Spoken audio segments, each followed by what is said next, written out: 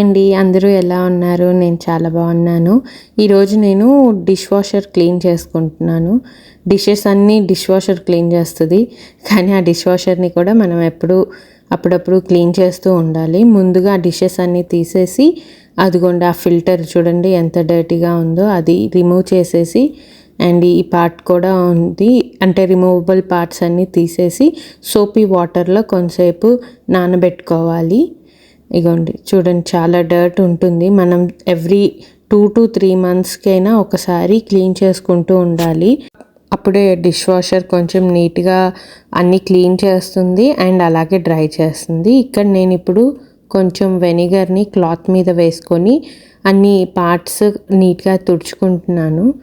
Inside parts అన్నీను నీట్గా clean చేసుకుంటే అక్కడున్న డర్ట్ అంతా క్లీన్ అయిపోతుంది.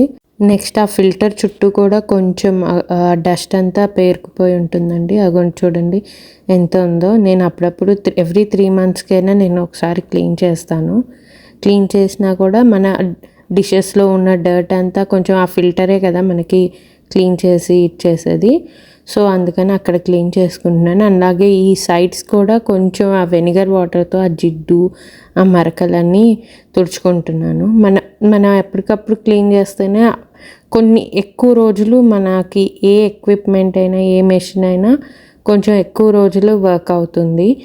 నెక్స్ట్ అదిగోండి అలా సోపీ వాటర్లో కొంచెంసేపు నానబెట్టి వాష్ చేసుకుంటే చూడండి ఎంత క్లీన్ అయిందో, ఆ డర్ట్ అంతా పోతుంది.